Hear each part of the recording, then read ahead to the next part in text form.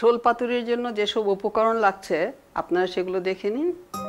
শোল মাছের পাতুরি তৈরি করতে আমাদের লাগবে শোল মাছ 1 কাপ, পেঁয়াজ কুচি 1 কাপের 4 ভাগের 1 ভাগ, হলুদ গুঁড়া চা চামচের 4 ভাগের 1 ভাগ, মরিচ গুঁড়া চা চামচের 4 ভাগের 1 ভাগ, কাঁচা মরিচ 2টি, তেল 1.5 টেবিল চামচ, লবণ স্বাদমতো এবং লাউ পাতা 10 থেকে 12টি। আসুন এবার রান্না শুরু করা যাক। আমরা রান্না করব শোল পাতুরি। তার জন্য আপনারা তো দেখে নিয়েছেন কি কি উপকরণ লাগবে। এখানে আমার যে শোল মাছ রয়েছে এটা আমরা এইভাবে টুকরো করে নিয়েছি, দো পেঁয়াজের মতো, যে ওই রকম একটু ছোট। তো এখন এই মাছটা আমি মেপে নেব, 1 কাপ মাছই নেব। দেখো মাছের টুকরোগুলো দেখতে পেয়েছো তো, ছোট ছোট টুকরা করতে হবে। দো পেঁয়াজি করতে যেরকম, হ্যাঁ একই রকম। এটা মাছের বিশেষ করে পিঠের অংশ হলে বেশি ভালো হয়। আচ্ছা তাহলে দেখো 1 কাপ মাছ আমাদের এখানে হয়েছে। হ্যাঁ আচ্ছা, 1 কাপ মাছের সাথে যেহেতু এটা পাতার ভিতরে দেবো, পেঁয়াজ খুব বেশি দেব না কিন্তু। আমি পেঁয়াজ দিচ্ছি 1/4 কাপের মতো পেঁয়াজ দিচ্ছি আমি। হাত পেঁয়াজ বেশি দিলে পানি বেশি উঠে যাবে ভিতরে। আচ্ছা হ্যাঁ এই যে 1/4 কাপ পেঁয়াজ দিলাম আমি করে, আর দিব 2টা কাঁচামরিচ ফালি করে দেব। আচ্ছা তাহলে এখানে দেখে, কাঁচামরিচ আমার সাধারণত এইসব রান্নায় ফালি করে দিয়ে থাকে। তারপরে কি দিব বলো তো? এরপরে হলুদ দেব, কেমন? মরিচ আছে, হ্যাঁ 1/4 চা চামচ হলুদ, বেশি মশলা দেব না। হ্যাঁ যেহেতু এটা পাতার ভিতরে দিয়ে ভাপে সিদ্ধ করার মতো হবে, বেশি মশলা দিলে মশলার গন্ধটা বেশি লাগবে, সেই জন্য মশলাটা অল্প করে। এবার তো তোমাকে আসতে হয়, তুমি এদিক দিয়ে আসো। কি করতে হবে বলেন? তারপরে আর কি বাকি আছে? লবণ। লবণটা নিজের আন্দাজ মতো, মানে পরিমাণ মতো লবণ। হ্যাঁ দেখো আমরা সাধারণত লবণ কিভাবে দিই, আমরা এইভাবে হাতে নিয়ে তারপরে দিয়ে থাকি। হ্যাঁ আচ্ছা তারপরে আরো তেল দেব। এখন তেল 1.5 টেবিল চামচ দেব। রান্নাটা কিন্তু খুব সহজ, মানে একবারে সমস্ত মশলা দিয়ে মাখিয়ে। হ্যাঁ এই 1 টেবিল চামচ দিলাম এটা, আর আধা টেবিল চামচ। এক কাপ মাছে দিলেন আপনি 1.5 চামচের মতো। 1.5 টেবিল চামচ দিয়েছি। হ্যাঁ তুমি ইচ্ছা করলে 2 টেবিল চামচে দিতে পারো। মাখাও, মাখিয়ে তারপরে দেখি কি রকম যায়। লাগছে তো মশলা ঠিক মতো? আমার তো মনে হচ্ছে পরিমাণ মশলা ঠিকই আছে। আমাকে একটু জায়গা করে দাও তুমি, আমি এদিকটাতে আসি। আচ্ছা এবার আমরা এর জন্য পাতা, এখানে আমাদের রয়েছে লাউ পাতা। ইচ্ছা করলে কিন্তু এটা কুমড়া পাতা দিয়েও, মিষ্টি কুমড়া পাতা দিয়েও করা যায় জিনিসটা। হ্যাঁ মিষ্টি কুমড়ার পাতাও বড়, একটু কেটে নিয়ে একটু পরিষ্কার করে। এইটা পাতাটা আমি ধুয়ে রেখেছি আগে, তো আর ধুতে হবে না। তাহলে তো শীতের দিনের জন্য এটা আমার মনে হচ্ছে ভালো, যেহেতু লাউয়ের পাতা এরকম ফ্রেশ তো আবার শীতের দিনেই পাওয়া যায়। বর্ষাকালে কোনো মাছ দিয়ে করতে চাও, হ্যাঁ বর্ষাকালে তুমি ওই মিষ্টি কুমড়ার পাতা, মিষ্টি কুমড়ার পাতা আমরা পাতাগুলোকে বিছিয়ে নেব। এই উল্টো দিকে বিছাবে, বুঝছো? এই ও একটার উপরে আরেকটা পাতা, মানে একটার উপর একটা না তো ইয়ে হয়ে যাবে, ছিঁড়ে যাবে তো। আচ্ছা তোমার ইয়ে করে বিছিয়ে দাও এইভাবে একটু পুরু করে। হ্যাঁ দেখলে পুরোটা দিয়ে দেবো আপা? হ্যাঁ পুরোটা দাও, মাঝখানটা।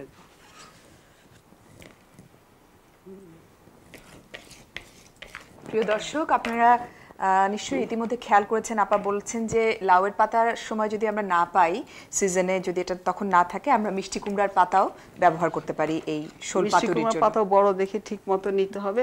আর এই যে দেখুন আপনারা এখানে মনে হচ্ছে তেল আমাদের ঠিকই আছে। হ্যাঁ তেলের পরিমাণটা তেল ঠিক আছে। এখন এবার দেখে নিন আপনারা মোড়ানোটা দেখুন। তুমি চাচ্ছ মোড়াতে? এই দেখো ভাজে ভাজে মোড়াতে হবে। আচ্ছা আচ্ছা তারপরে সম্পূর্ণটা খুব ভালো করে মুড়িয়ে নিতে হবে। আচ্ছা যদি চাও তাহলে আবার আরেকটা পাতা দিয়ে। এটা কি বেশি হয়ে গেল? না ঠিক আছে, তাহলে আমাদের মোড়ানো হয়ে গেল। আপা এদিকটা একটু বের হয়ে যাচ্ছে। এই যে সুতো আছে না, সুতো দিয়ে বাঁধো। ও আচ্ছা, সুতো আগেই তাহলে মানে নিয়ে রাখতে হবে শোল পাতুরি করতে গেলে। তাহলে আপনারা দেখেন আমরা যে মুড়িয়ে মোড়ানোটা আপনাদের নিজেদের উপর সাবধানে মোড়াবেন যাতে খুলে না যায়। হ্যাঁ অবশ্য খুলে একটু যায় হয়তো অনেক সময়, কিন্তু খুলে গেলে এই ঝোল সব বেরিয়ে যাবে আর কি। হ্যাঁ দাঁড়া, আরেকটা দিয়ে পা, আর এই দিক দিয়ে আরেকটা। আবার যখন এটা খুলবো তখন কিন্তু সুতো কেটে আমাকে বের করতে হবে। হ্যাঁ সুতো কেটে দিতে হবে খাওয়ার সময়। মনে তো হচ্ছে আপা বের হবে না, চারিদিক থেকেই আটকে গেছে। তো এইরকম করে দিলে সুতোর সুবিধা। আচ্ছা যখন পেঁচিয়ে দিই তাই না? হয়ে গেল তো। আচ্ছা, এবার এটা আমরা এই চুলায় দেব। অনেক সময় আমরা পাতুরি রান্না করে গরম ভাতের ভিতরে দিয়ে যখন নাকি আমরা সর্ষে ইলিশ করি, সর্ষে ইলিশ মাছের পাতুরি, তখন আমরা গরম ভাত রান্না করে অর্ধেক ভাত রেখে ভাতের মধ্যে দিয়ে তারপরে করি। আর কই মাছের পাতুরিও খুব খেতে মজা হয়। কই মাছের পাতুরিটা এরকম করে একই পদ্ধতিতে করতে পারি, একই পদ্ধতিতে করতে পারি। তো কই মাছের পাতুরিও আমরা ভাতেও দিতে পারি, সব পাতুরি। তবে আমি একটু নতুন মতো করে করছি, একটু পানি দিয়ে। আচ্ছা, এখন আমি চুলা অন করে দিচ্ছি। অল্প একটু পানি দিয়েছে, খুব বেশি না। তারপরে আমি এটা ঢেকে দেব। এটা হয়তো 15-20 মিনিট লাগবে, সিদ্ধ হবে, কিন্তু একটু কম আঁচে রাখতে হবে, মাঝারি আঁচে রাখতে হবে। খুব বেশি কড়াও না বা বেশি অল্পও না। পাতাটা সিদ্ধ হবে, সেই সাথে ভিতরে মাছটাও সিদ্ধ হবে। এর পুষ্টিগুণ সম্পর্কে আমাদেরকে একটু বলেন। আচ্ছা, এর পুষ্টিগুণ হচ্ছে, যেহেতু তুমি এখানে পাতা দিচ্ছ, এই পাতা সম্বন্ধে আমরা বলি যে সবুজ রঙের পাতায়, এতে সবুজ রংটা হচ্ছে ক্লোরোফিলের কারণে। এই ক্লোরোফিলটা আমাদের শরীরে যখন আমরা খাই, তখন এই ক্লোরোফিল বা এর মধ্যে আরও ক্যারোটিনও কিছু আছে, এগুলো আমাদের শরীরে খাওয়ার পরে ভিটামিন এ তৈরি করে। ভিটামিন এ তৈরি করলে আমাদের সে ভিটামিন এ তো আমাদের খুবই প্রয়োজনীয় চামড়ার জন্য, নানা রকম আরও শরীরের আভ্যন্তরীণ কাজে। তো পাতার জন্যই আমাদের উপকারিতা বেশি। তার উপর আবার মাছ তো আছে। মাছ কি পাই আমরা? মাছ থেকে তো আমরা প্রোটিন পাই। হ্যাঁ, আর মাছের প্রোটিন ভালো প্রোটিন, এতে তোমার উন্নত মানের অ্যামাইনো অ্যাসিড আছে। পুষ্টিকর একটা খাবার এই পাতুরিটা। দেখো বেশি হচ্ছে তো একটু কমিয়ে দিই।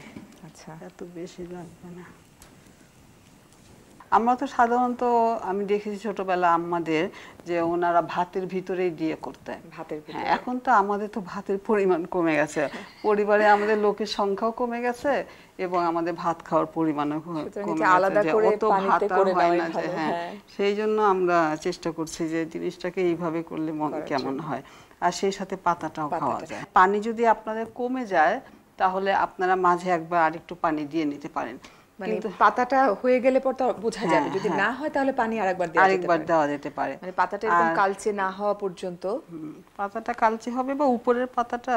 আপনি এটাকে উল্টে দেওয়ার কোনো প্রয়োজন আছে? না, এটা উল্টে দিলে হলো কি, তুমি তো দেখেছো যে আমরা সব ফোল্ড করে করে দিয়েছি, তাই না? ফোল্ড করে দেওয়াতে তো ভিতরের দিকটা খোলা ছিল, আরেকটা পাতা দিয়ে ঢেকে দিয়েছে। উল্টে দিলে হয়তো এর ভিতরের যে তোমার মশলার রস টস আবার বেরিয়ে যেতে পারে। সুতরাং না উল্টে দেওয়াই ভালো। একটু তুমি টেস্ট চাও দেখতে? হ্যাঁ আপা, কোনো অসুবিধা যদি না হয়, সব মশলা যদি বেরিয়ে আসে, হ্যাঁ সেটাই না, মশলা বেরোবে না। আচ্ছা, একটুখানি দেখো। ও আচ্ছা, উপর থেকে একটুখানি সরিয়ে দেখে নেওয়া যেতে পারে। পাতাটা তো হয়ে এসেছে। হ্যাঁ হ্যাঁ,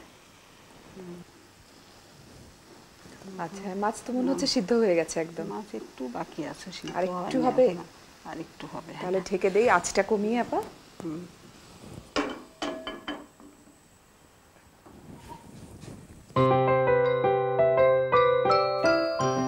তো দেখুন আপনারা, আমার এটা হয়ে এসছে। তাহলে আমরা এটাকে নামিয়ে নিই। এখানে রাখো তুমি।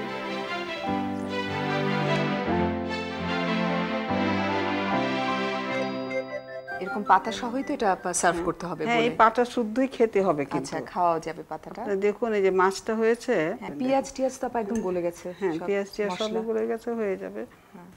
হয়ে গেল আমাদের শোল পাতুরি।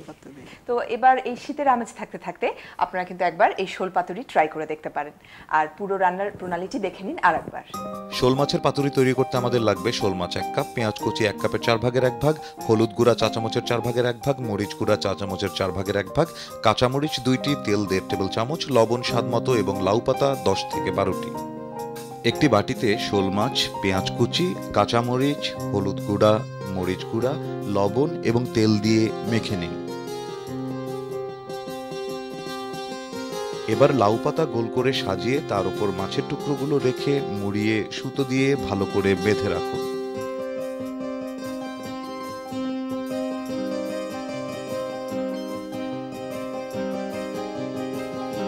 এবার কড়াইতে একটু পানি দিয়ে পাতা দিয়ে মোড়ানো মাছগুলো রেখে ঢাকনি দিয়ে ঢেকে ভালো করে সেদ্ধ করুন। সেদ্ধ হয়ে গেলে নামিয়ে পরিবেশন করুন শোল মাছের পাতুরি।